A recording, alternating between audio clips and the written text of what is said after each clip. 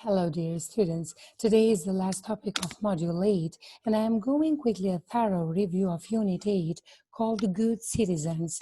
I am going to highlight some important moments of vocabulary, grammar, speaking, and writing skills of the language. Remember that we began with kindness and we defined it as the quality of being friendly, generous, and considerate. We mentioned that also some ways of being kind, like in the following examples: saying a kind word, putting a smile on your face, opening a door, helping carry a heavy load, celebrating with someone you love, sending an email, thanking someone, giving honest compliments, or even helping an elderly neighbor. Other examples of positive qualities were like being kind, gentle, strong, resilient, caring, assertive, practical, being loyal, mature, creative, consistent, appreciative, capable, sensitive, being educated, willing, experienced, efficient, open-minded, serious, and supportive. Well, we continued with reading the text, and here is the good news, in which there were given two examples of committing a random act of kindness. During the reading, we ran into different expressions, and I have brought to you here some of them, like warm your heart, put a smile on your face, to make someone's day. They all mean to make somebody feel good or happy. Or other expressions like help the man out, give the man a hand, or doing a good deed, which mean to help somebody or do something helpful. Part of this module was grammar, in which we were introduced with active and passive voice, taking also some further knowledge on it. Well, we got the example, everybody drinks water, and water is drunk by everybody.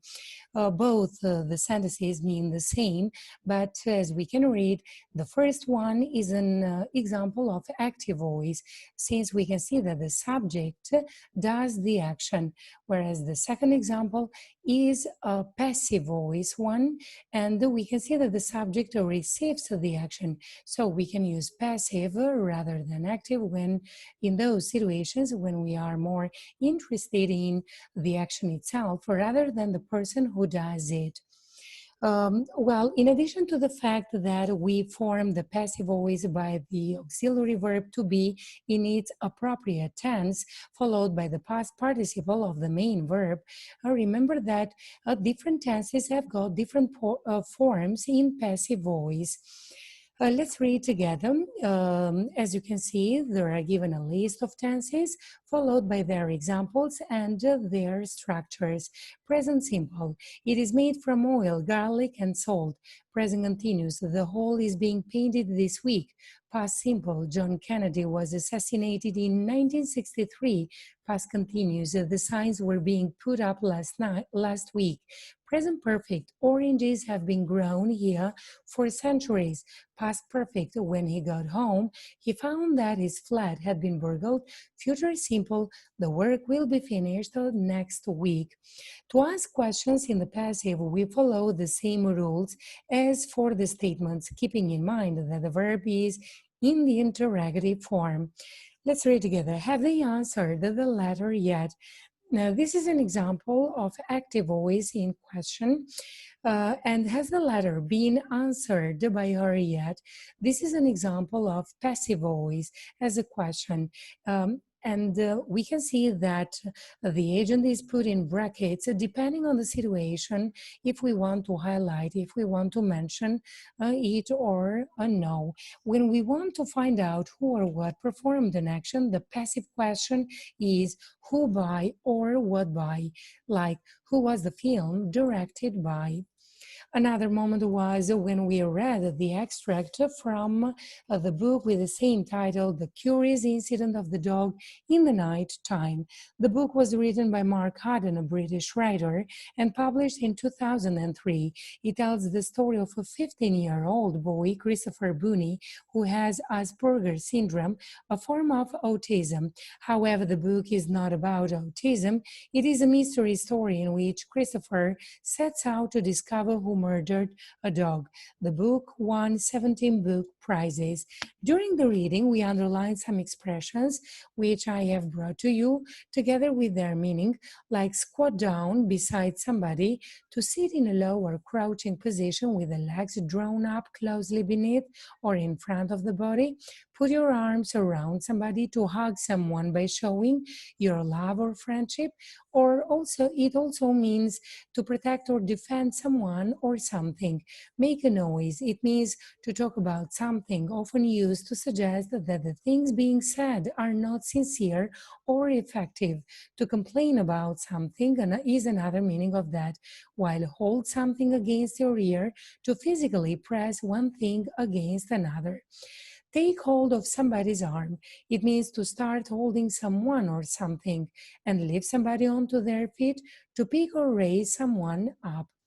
And of course, we have dealt with the verb noun collocations, and we mentioned also that a collocation is a combination of words that appear together.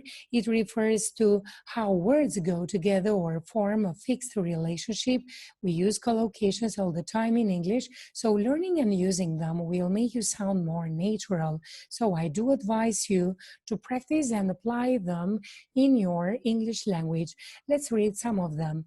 Break the rules, break the law, break someone's heart, break a promise, break an agreement, break a cup, break a contract, commit a murder, commit a crime, commit suicide, commit theft, commit something to paper, commit a list to memory, make a fool of somebody, make an example, make a dress, make bread, make wine, make money, make a cake, offer somebody a reward, offer a job, offer one's hand, offer no resistance, offer shade, offer a lift, offer the luxury, release somebody from hospital, release somebody from prison, or release a prisoner, release hostage, release the horses, release an arrow, release toxic gases, release details, release a book, a movie, or even a record.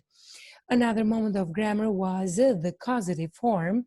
And here I have illustrated by two photos, given also a sentence next to each. In the first example, she is painting the wall, so we can see that she is doing the action herself. Whereas in the second example, we can read, she is having the walls painted, and we can see somebody else. So that means that probably she hired someone, a professional, to do the job for her. So we form the causative form like the subject followed by the verb have or get in the appropriate tense, but remember that we use get in informal conversations followed by the object and the past participle of the main verb. And of course, here you can find other examples of applying causative form in different tenses, like present simple. Fiona usually has her eyes checked once a year. Present progressive, they're having a garage built right now. Past simple, Kelly had her dress dry cleaned yesterday. Past progressive, Beth was having her hair done while Sue was having her nails manicured. Present perfect simple, I've already had the parcel sent. Past perfect simple, the manager had had all the emails sent by the end of the day. Future with will, they'll have the windows of the whole building cleaned next week. Future with be going to, she's going to have the lawn mowed tomorrow. Imperative, get the fridge repaired as soon as possible. And an example with modal verb, the twins must have their hair cut. And of course, we use the causative form not only to say that we paid someone to do something for us, but we can use it also for unpleasant experiences, like in the examples that I'm going to read for you. Last night, Jim had his bicycle stolen. I had my jewelers stolen during my holiday. We had our house broken into yesterday. Well, this doesn't mean that I arranged with a wrongdoer, with a thief, or with the burglar to come and do the damage for me. But it's just another way of expressing for unpleasant experiences. A part of the module was speaking, in which we saw other ways of how to be a good citizen. In fact, we found it difficult to be a good, to define a good citizen, since in our life situations we cannot find any absolutely good or absolutely bad people. They are subjective, depending on the situation, culture, physical condition of a person, and even also on his or her behavior changes. But good people are characterized by the benefits they give to other people. And you can help also contribute in your community by helping younger pupils with school subjects.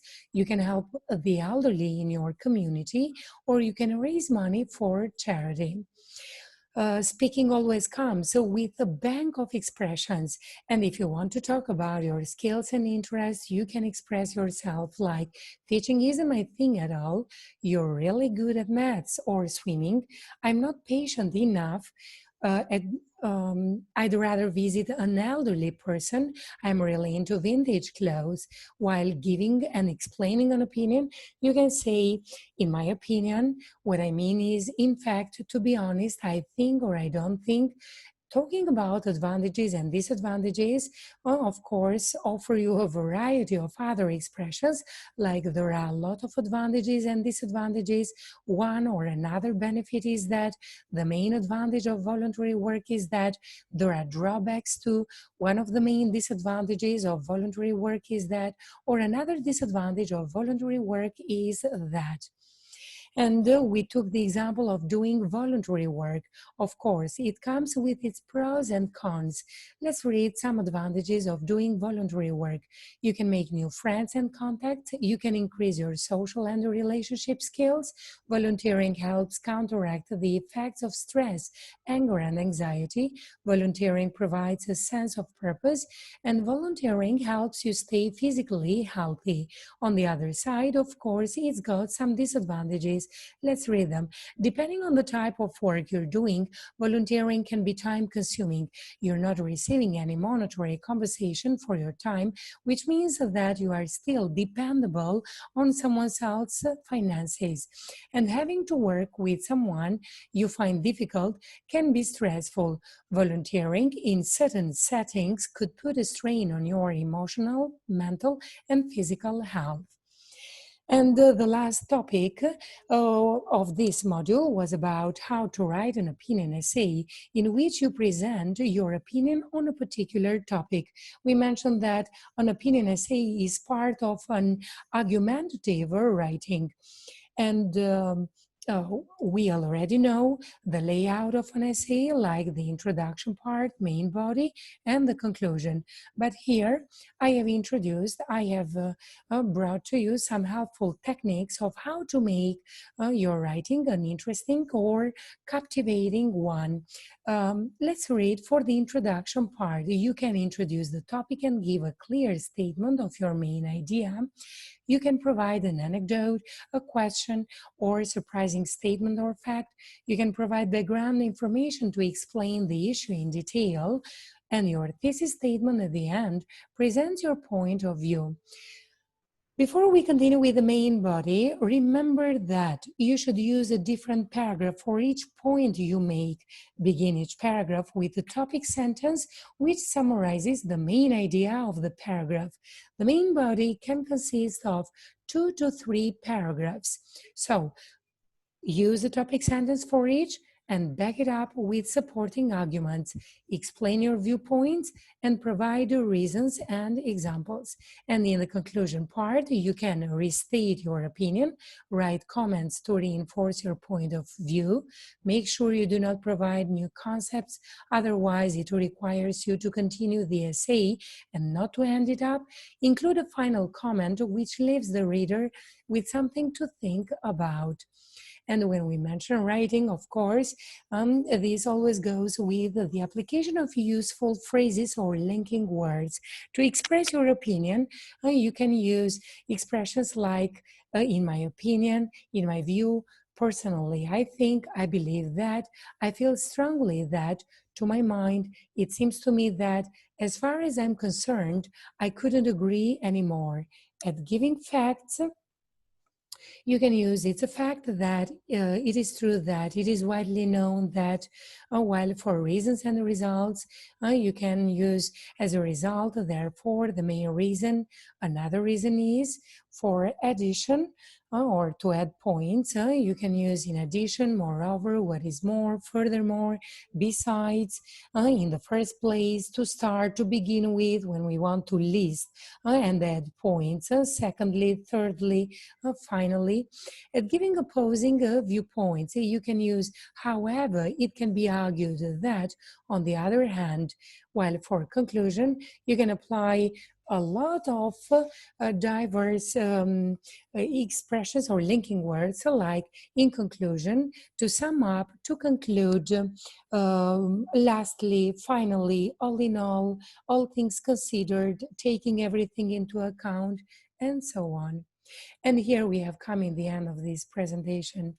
I wish you a joyful summer holiday as well as a relaxing and peaceful one. But above all, don't forget to behave and be good citizens. Thank you for watching and goodbye.